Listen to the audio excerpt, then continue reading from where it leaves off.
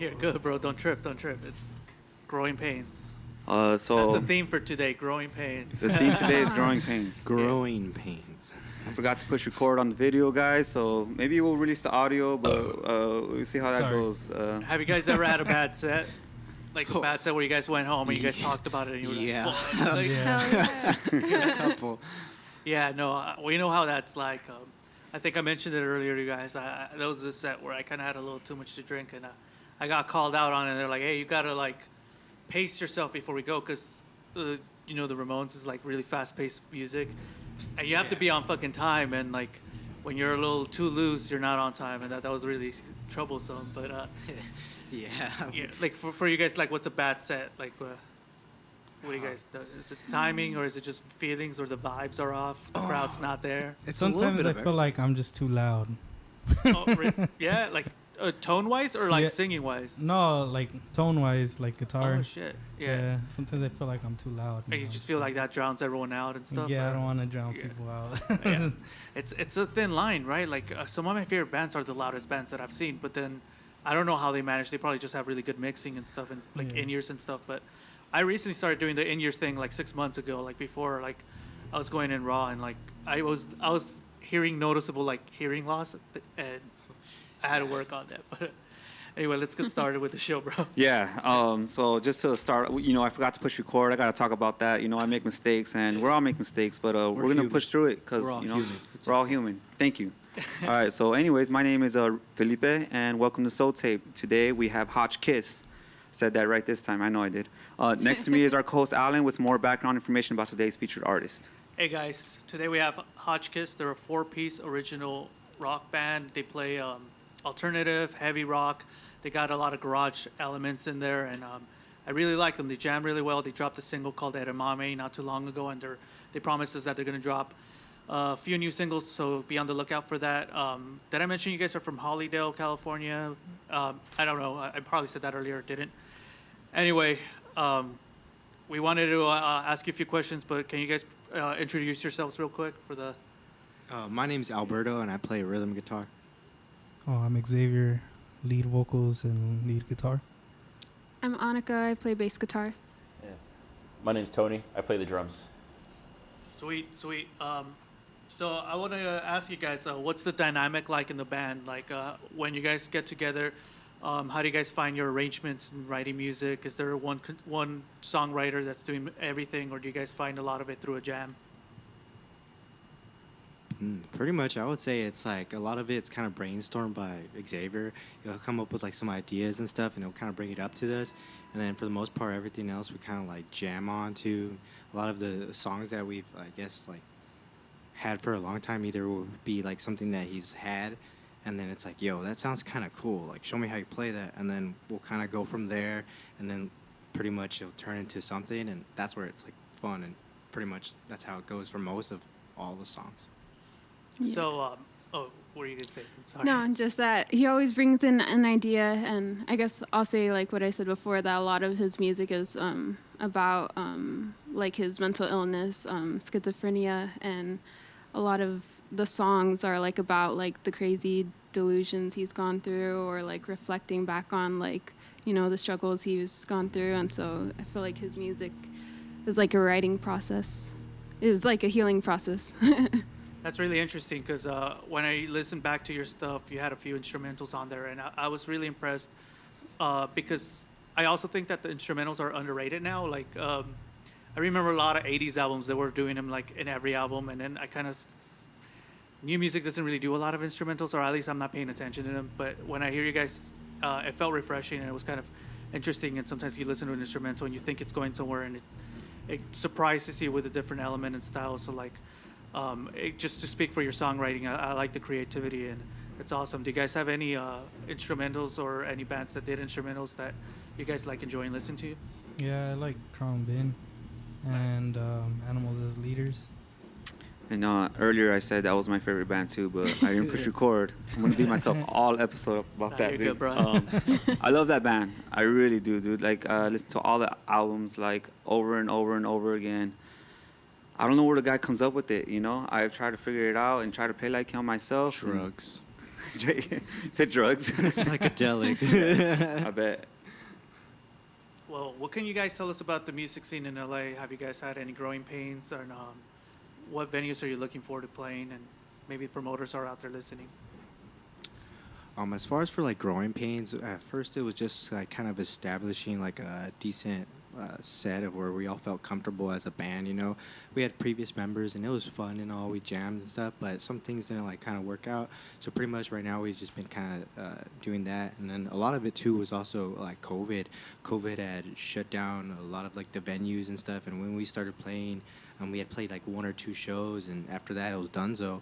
Finally, when it kind of like opened up, we were allowed to kind of play, and basically like Pomona and other areas have like been able to like accept us, and it's been fun to kind of try and reach out and expand.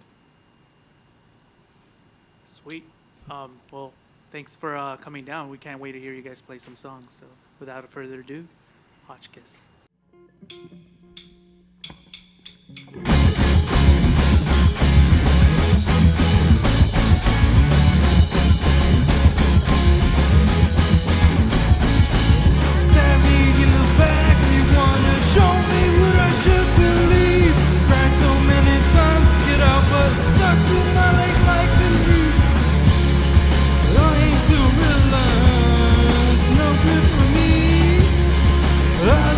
Wasted while you make me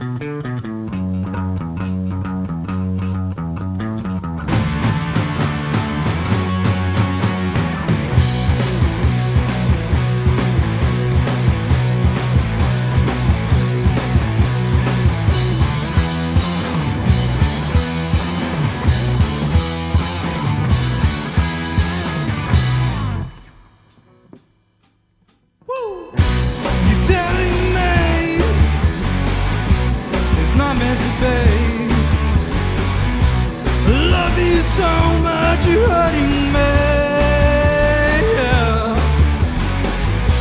I'll tell you what, I don't give a fuck.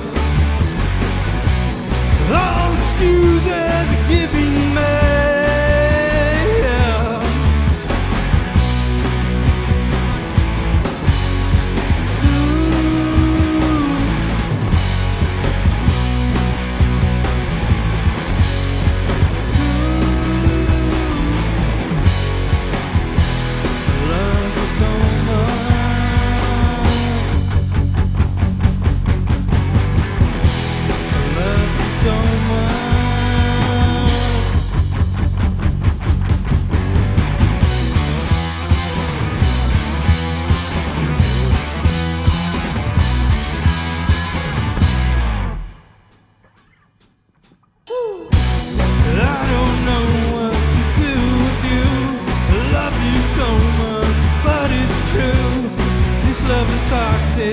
Because of you, love you so much, but it's true.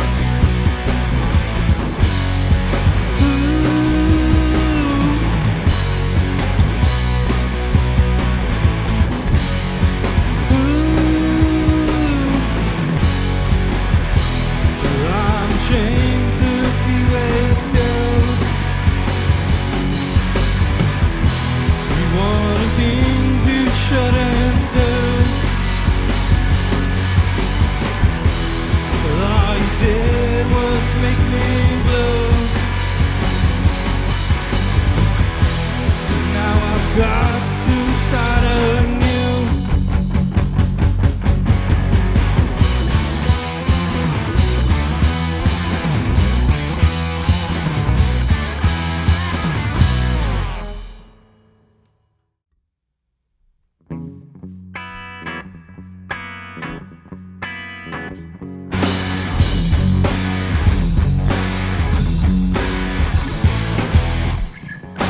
Taking your guesses at me like it's some kind of game.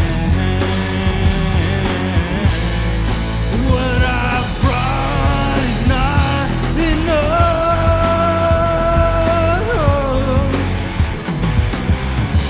Either way, it's all the same. Trying so hard to prove myself, just for you to say that I ain't done nothing here. How would you like it if I said what you brought is not enough?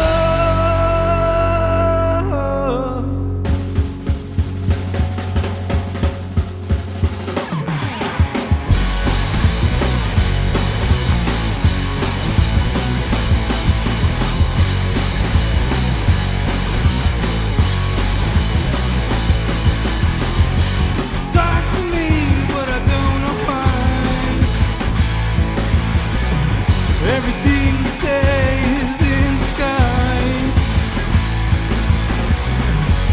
Put me down, mark my dreams, test my personality.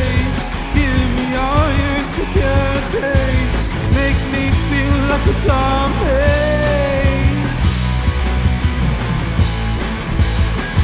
like a zombie.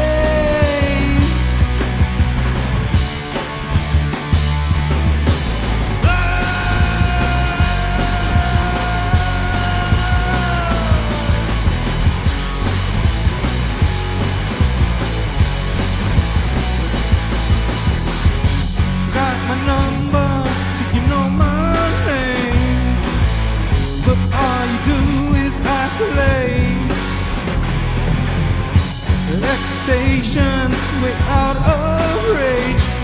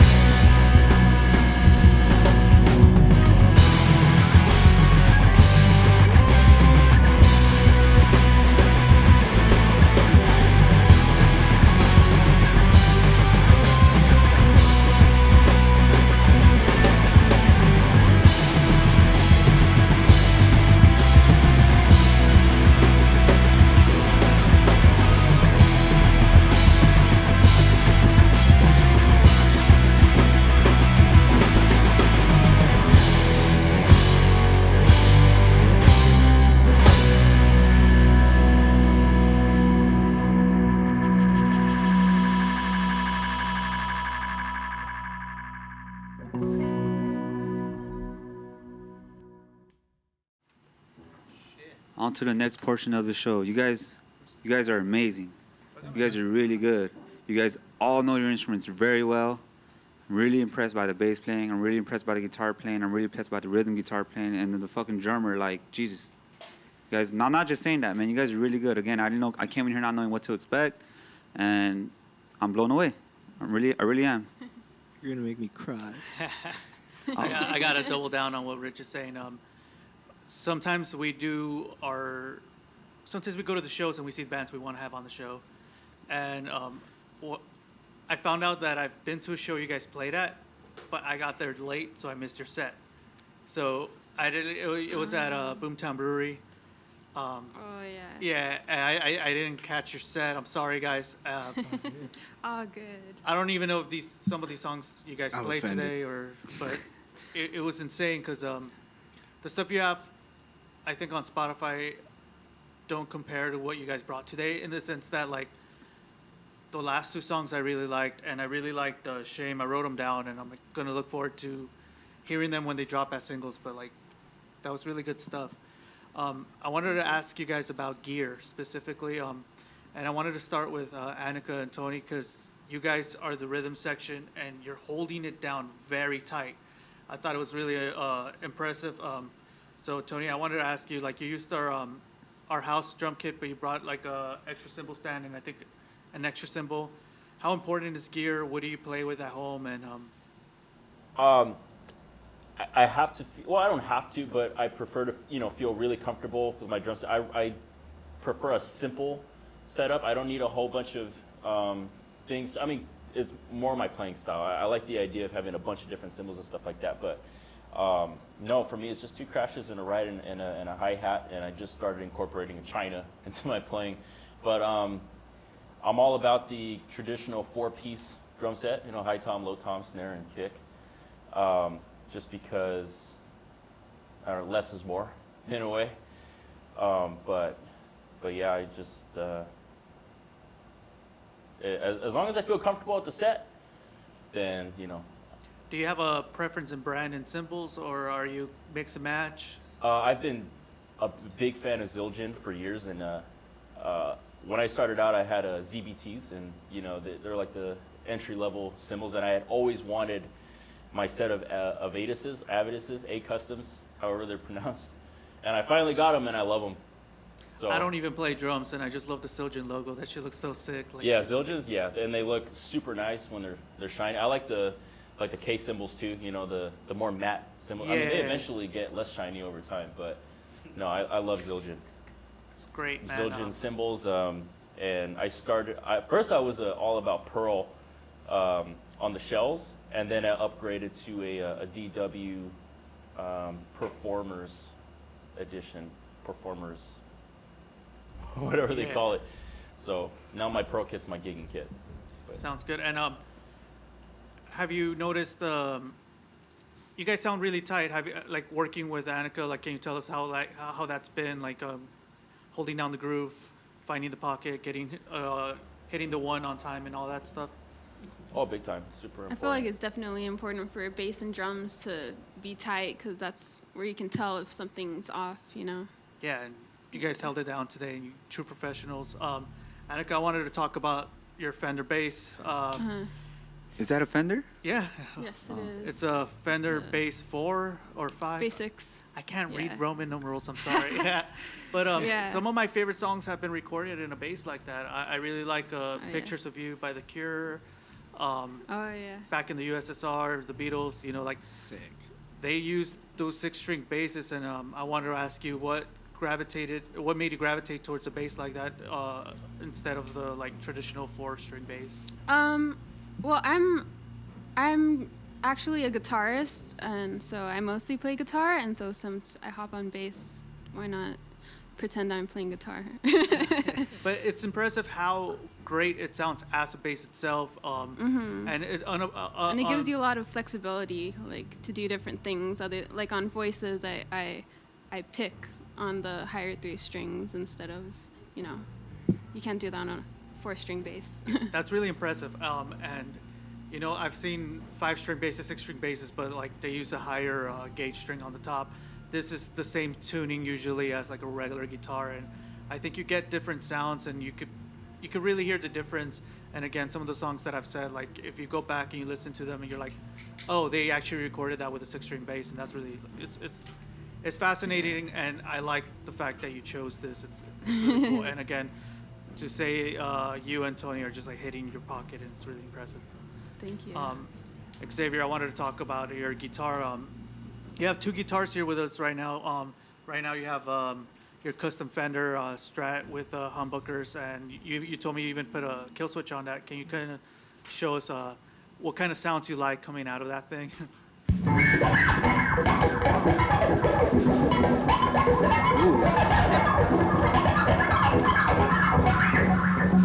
That's sick. And you decided to, you said you got it as a regular player Strat, and you decided to put humbuckers on it. What led to that decision? I like humbuckers. Yeah. I like the heaviness, but then I also like, I like the heaviness, the warmness from it. You know, I like the attack it has. You know, but yeah. I agree. I can't make up my mind. You know, I just like guitar so much. So like sometimes the single coil is very twangy. It gives you the sound you want, and Yeah. and sometimes you just want the heaviness and the punk rock aspect of a humbucker. Yeah, no, I get you. I like the single coil sound too. I added like a little pool pot on this one, so Oh, I yeah. have the, Oh, with the Oh, that's nice. wow. Sweet. Alberto, can you show the cameras one of those 2 over there, the blemish on that guitar? Oh, wow. So on the first interview that we unfortunately didn't capture, he was telling us about his Yamaha and how the neck broke and how he got it fixed.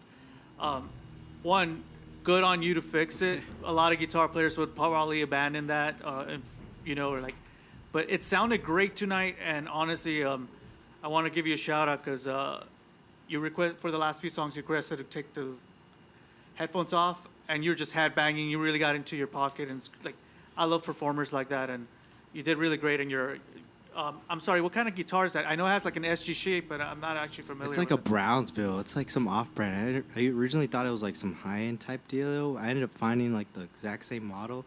It's like a good intermediate guitar, but when I got it, it was like my first nice guitar. I had like a Swap Meet Strat, and it was cool. It played great, you know. But when I got this one, I was like, oh, okay, it's got the inlays, it's got the humbucker. It feels nice, but the neck was kind of like broken a little. So the high frets always played like a little wanky and stuff, and I never really used it for that reason. And then shout out to How Guitars, my buddy. Pretty much, I asked him like, hey, yo, is this something you can repair? I like this neck, I like the inlay, like I want to keep it. And then he's like, yeah, I'll repair it for you. And so I had it repaired, and I've been playing it since, and like it's my favorite guitar now. I love that. I love how you didn't give up on it, and it's really inspiring. You guys have a really big sound. You guys are tight. There's a lot of changes in your songs, but individually, how often do you guys practice, and how much time do you spend focusing on your tone and all of that? Tony, like you're a really great drummer. You were hitting some fills that right on time, and how often are you practicing at home? And Not as much as I used to back then. I had a lot of like very technical influences like Blink-182 and Slipknot and Metallica, and I kind of just like I learned new things slowly, but like I practiced those, you know, that few things that I have so I can execute it better when I'm playing live. But no, lately I've been practicing a lot because I'm a part of like 3 different projects, so there's more opportunity for me to have a reason to practice. So yeah, I do practice a lot on my own time, even if it's not on the drums. Sometimes I'm just like tapping away and stuff like that. Well, that's great too. The 3 different projects, you have 3 varieties, so there's like you're not sticking to one specific genre. You're constantly like skipping over like different rhythmic styles and all that stuff. So that's really cool. I mean, Yeah. they sounded like 3 different brands at some point. Yeah, I have a lot of different influences, and I've been branching out and getting into. I like to challenge myself because once I hit like that plateau, I'm just like I gotta learn something different, and so learning other bands' songs is a great way to you know, just be like, dang, I didn't know that this was a thing, and I want to start using it or kind of tweaking it a little bit and make it, you know, my own thing. I got you.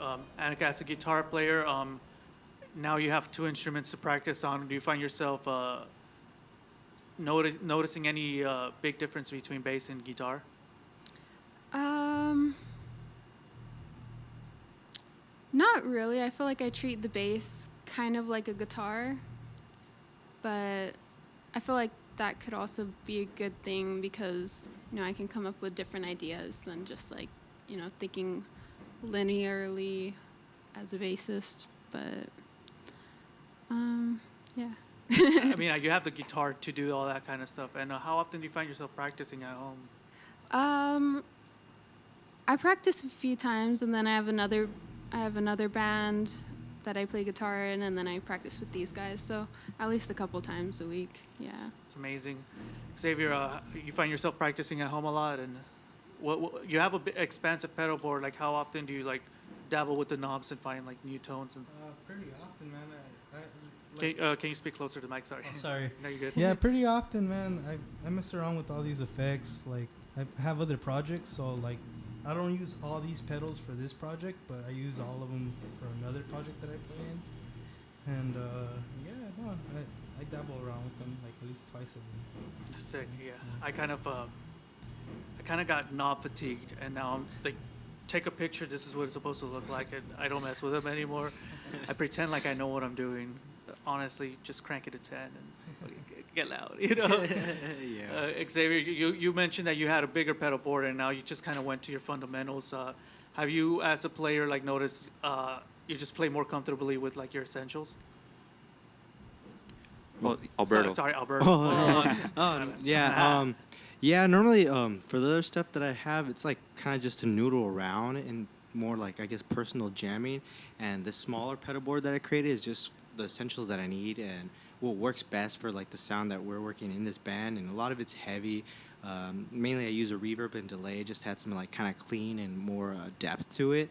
But for the most part, I don't like dancing around. And when I noticed I had a bigger pedal board, at least for me, it was just hard to switch on and off and do that. And so I kind of decided I wanted to minimize it. And so far, this pedal board setup has been working really well for like just any kind of gig. And also it's light. I don't have to carry around a bunch of stuff. So that's like a huge plus. Sweet.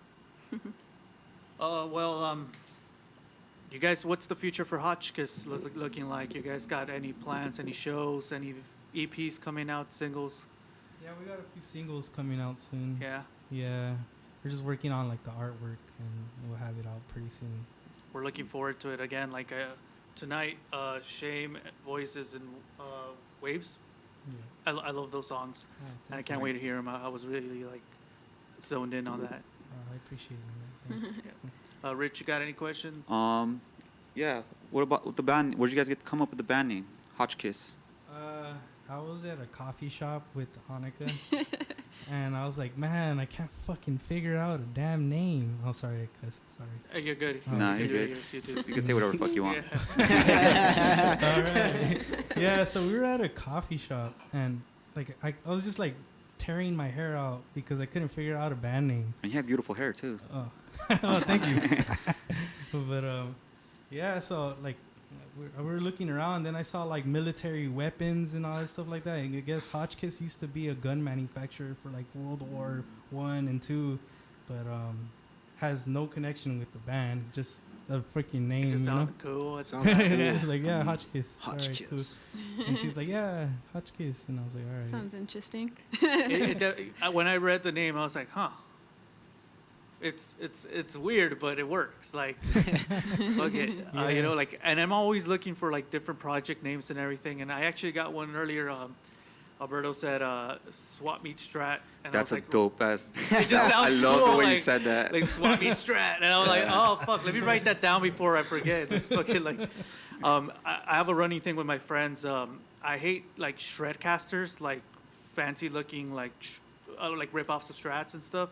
They hate me for it because they're like, what do you mean you hate like an RG Ibanez? And I'm like, it just looks stupid. Like, just get a Strat, like. And I know like Ibanez is not knocking on my door tonight, like, but at the end of the day, like, I'm always like finding like weird ways to like make fun of it.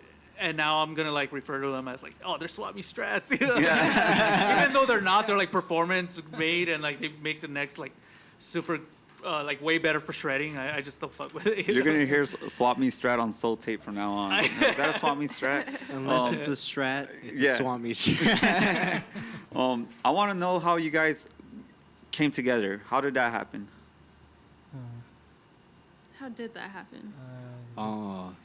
Basically, Howie or Xavier fucking like he hit me up and was like, "Yo, I'm starting this project. I found this homie that's down to drum and stuff. Like, check this stuff out." And I had known him for previous projects through a friend, and basically we had jammed out, did some like kind of like small bands, and then basically brought me into this thing. And he was like, "Check out this cool stuff that I got, dude." And I'm like, "All right, let's check it out." And it was heavier than hell. And I was like, "Oh, this is fun. This is gnarly. Show me what else you got." And then pretty much since then, we've been just jamming out and a lot of different stuff. And it's been like fun to kind of see the different styles. But like that's pretty much how it kind of went. Okay. Sweet. Well, let me get this right this time. Alberto, Xavier, Annika, Tony, thank you guys for coming down to Soul Tape. You guys, true professionals, thanks for being patient with us, and can't wait to hear what you guys got coming out soon. Thank you. Yeah. Thank you so guys. much. Thank you for having us. All right. Thank you. Good night, guys. Thank you for watching Soul Tape. Thank you. Peace.